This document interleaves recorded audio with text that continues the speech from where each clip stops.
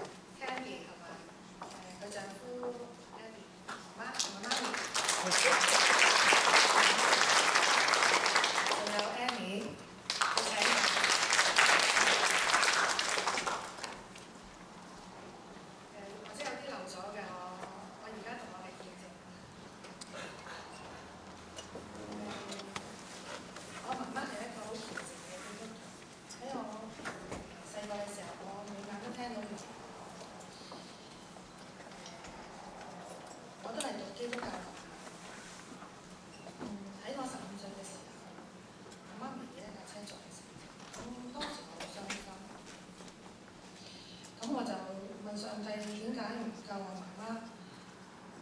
咁我爸爸亦都受到好大打擊，咁佢嘔血入咗醫院幾個月。咁當時細佬係12歲，佢係仲有哮喘病。咁我就繼續讀書出嚟做嘢，照顧爸爸同埋細佬。喺嗰段時間要照顧佢哋嘅。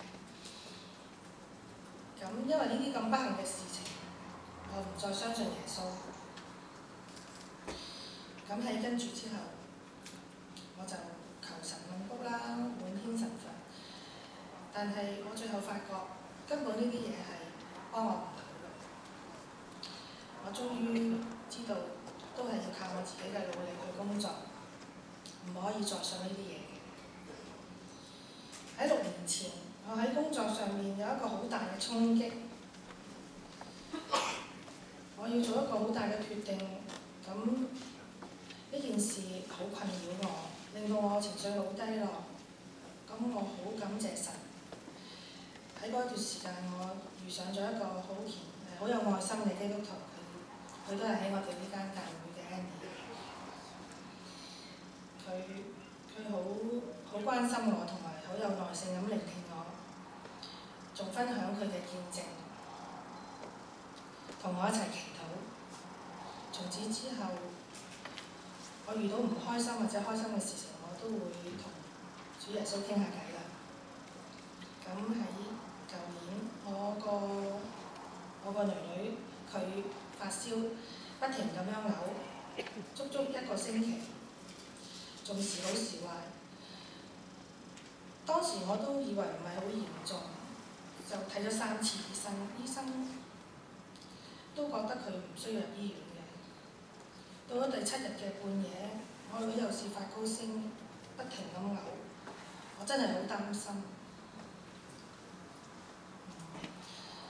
我好愛我個女嘅，咁我馬上向主耶穌基督默禱，咁我係講神啊，求你幫下我女，令到佢去急症室啦，等佢得到及時嘅醫治。但係一祈禱咗之後，我個女就好奇怪咁忽然間同我講：媽咪，仲唔換衫去醫院？我當時真係好感動，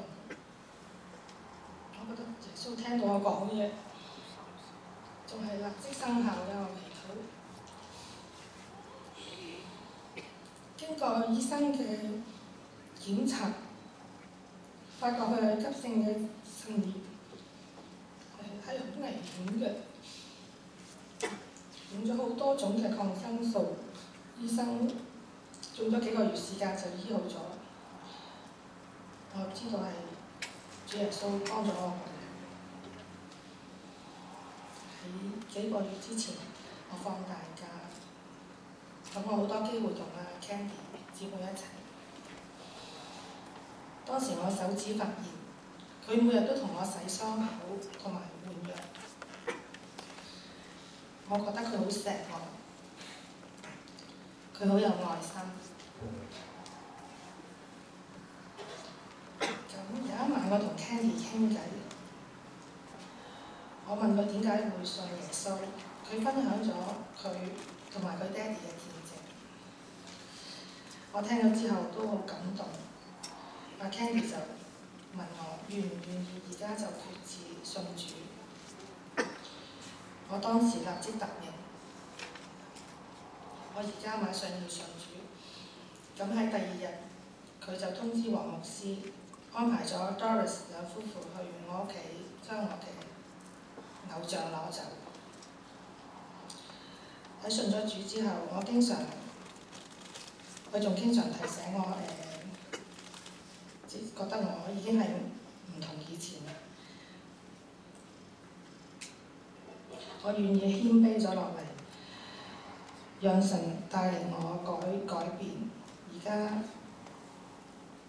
Candy、Annie 同 Doris 姊妹仲每星期同我查經，後嚟佢仲鼓勵我去讀101嘅課程。喺約翰福音3章16節係咁話嘅：神愛世人，甚至將佢的獨生子賜給他們，叫一切信他，不至滅亡，反得永生。我 Petula 承認我係一個有罪嘅人，信主耶穌係我唯一嘅救主。多謝。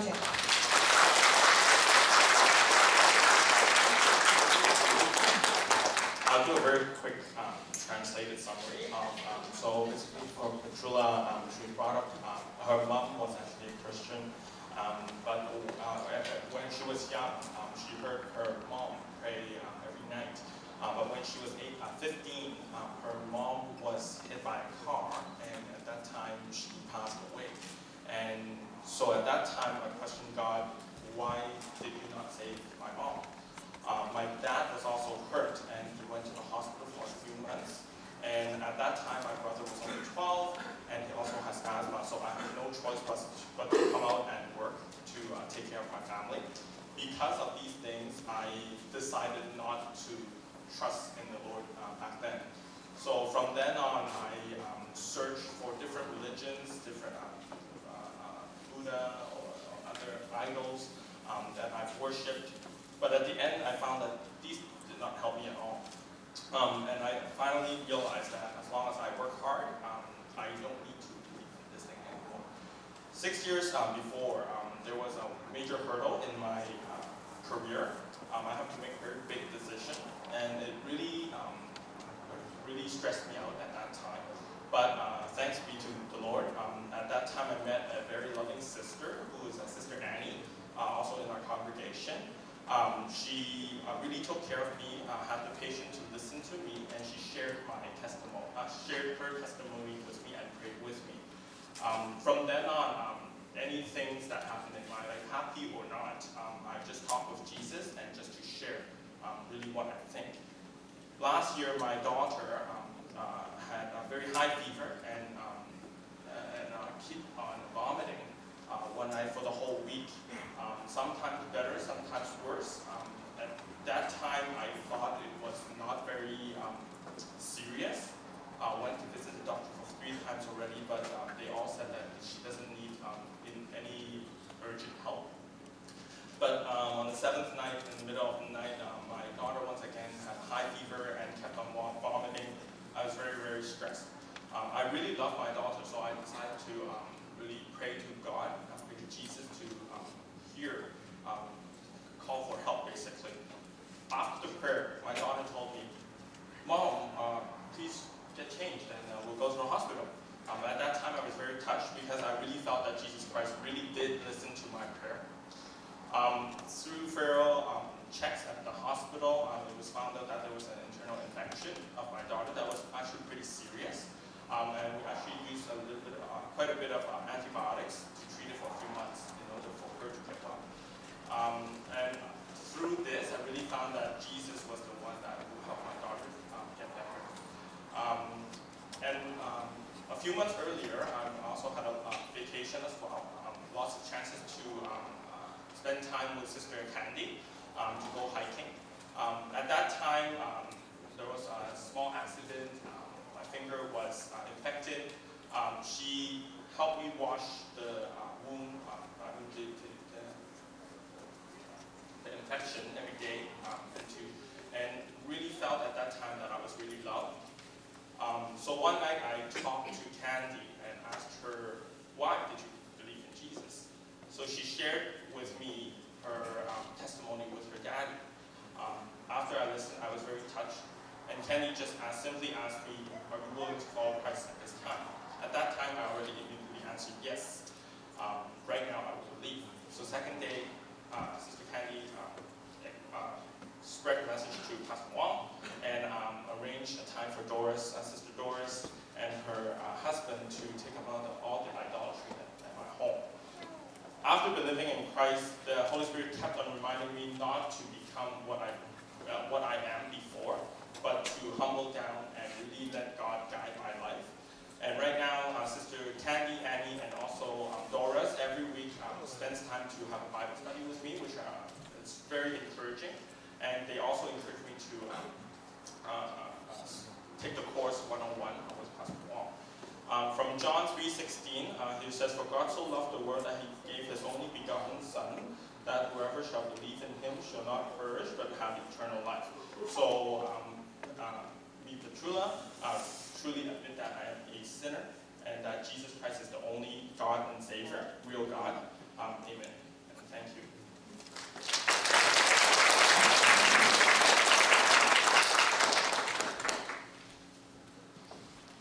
跟住落嚟咧係就會係陸譚慧文姊妹係分享見證，用中文，然後佢嘅丈夫係陸賢廉弟兄咧就用英文嚟到係去總結嘅。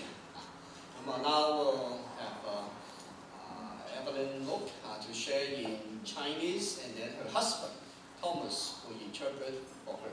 咁而家請我哋兩位一齊上嚟，we'll ask them to come forward。咁又係可以介紹佢啲親戚家人朋友先嚇。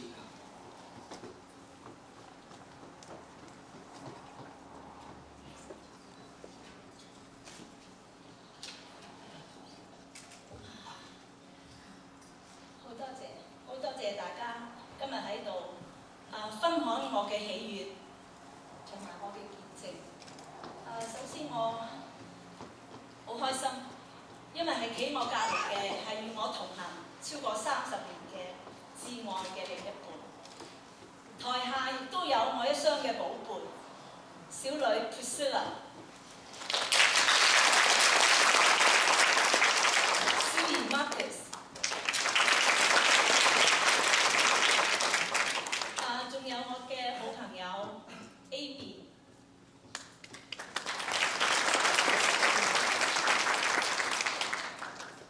同埋 Karina 夫婦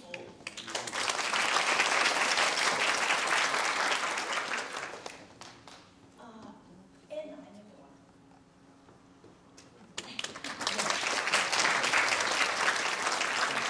仲有我嘅好朋友 William 同埋 Karen。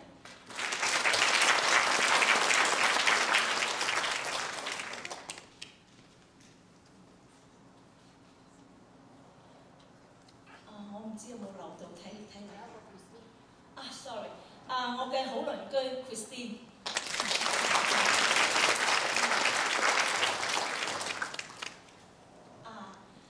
仲有我嘅朋友 Vivian，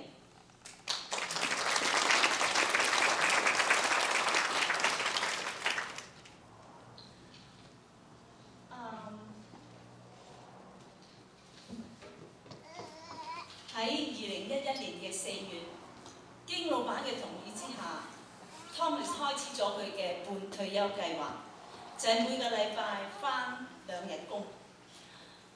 不過返咗幾日之後，佢就同我講，工作壓力有增無減。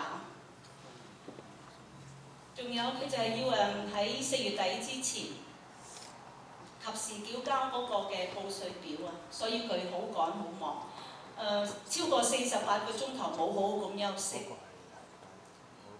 然之後佢就覺得唔係太舒服，就想本來打算向老闆請病假，不過老闆就提議佢，不如你全面退休啦，咁咪可以好好休息。就係老闆呢句説話，嚴重打擊咗佢嘅自信。佢諗住將要面對冇工作、冇收入，甚至被社會邊緣化。於是所有焦慮啊、挫敗啊呢啲咁嘅負面嘅情緒，令到佢嘅心理嚴重失衡。跟住佢就變得脾氣好浮躁，精神又好恍惚。交咗報稅表之後，佢已經休息咗幾日㗎啦。點知情況冇好，更加壞，所有記憶啊、認知、表達能力全面下降。咁我哋見家庭醫生啦，醫生只係提供8字真言，徹底休息，靜觀其變。咁我翻到屋企，見到佢嘅情況真係越嚟越差，眼神空洞冇焦點。仲有自言自語、答非所問，不斷重複同一個動作同埋同一句説話，我非常擔心，打算送佢去醫院，就打電話同個好朋友商量。佢首先帶領我喺電話度一起同 Thomas 祈禱，祈禱之後我哋仔細商量過，決定馬上送佢去醫院。喺醫院逗留咗8個鐘頭。醫生揸住所有嘅檢查結果同埋病理報告，佢只係喺個診症表度填寫咗 confusion， 就建議我翻屋企啦。當晚 Thomas 都已經過咗凌晨時分啦，瞓落床嘅時候仍然係滿口胡言亂語，喺度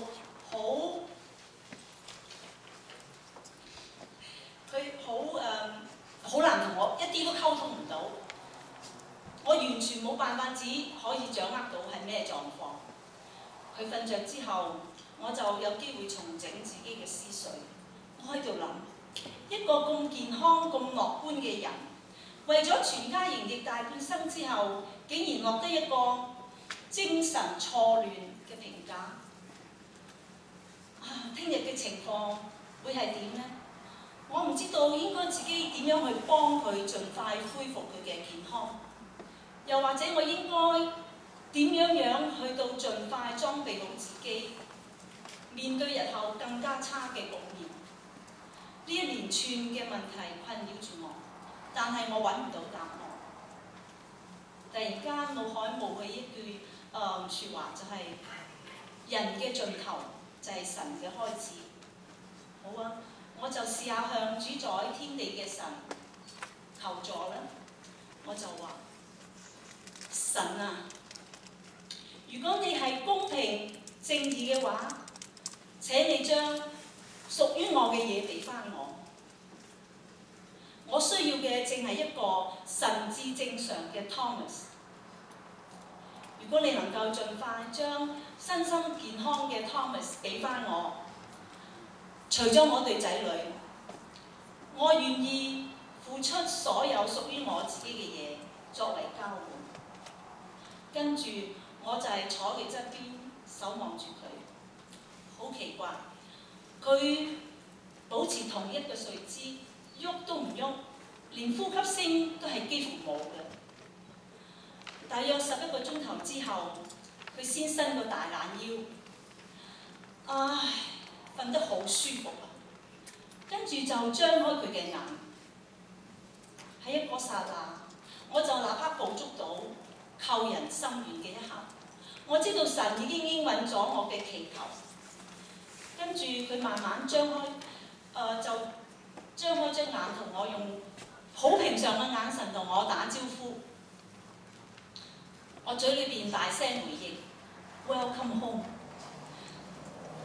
但係我心裏邊同時係感激到喺度歡呼喝彩嘅。等佢明白晒呢幾日發生喺自己身上面嘅事情之後，我哋馬上跪地祈禱感恩，然之後我哋喺5月底決志信主。聖經裏邊講，若有人在基督裏，他就是新造的人，舊事已過，都變成新的了。信主之前都有人問我關於神奇妙嘅救恩，當時我不明所以，覺得有啲誇張，不着邊際。但係信咗主之後，我嘅心裏邊有好大嘅共鳴同埋認同。雖然我哋嘅生活模式跟往日冇乜大嘅改變，但係肯定係多咗一啲非物質嘅元素，令到我哋嘅生活嘅品質提升嘅。神揀選咗 Thomas 同埋我哋求告基督嘅聖名，喺禱告裏邊用信心交託，進而就可以體會到與神同行嗰種奇妙同埋喜悅。感恩之後又接受到更加多嘅恩賜，於是生活就充滿喜樂，更加輕鬆愉快。我哋屬靈嘅生命只係短短幾個月，仲有好多成長嘅機會，好大改善嘅空間。呢個自有永有嘅神，奇妙得係令我敬畏㗎。但係只有活喺基督耶穌裏面嘅人，先能夠真正咁樣體會。我哋將一切嘅讚美榮耀全歸屬於創造萬有嘅上帝。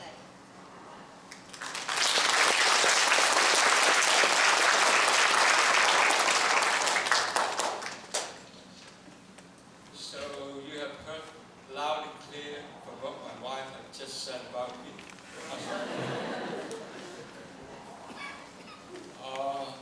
I'm very nervous, to be honest with you, and I found I need Evelyn more than she needs me. First of all, I would like to thank everybody for coming here. Namely, of course, my daughter Priscilla, my son Marcus, and my good old friends Edwin and Corina. Corina is also the younger sister of Shira. And one couple I must have to mention is Karen and William.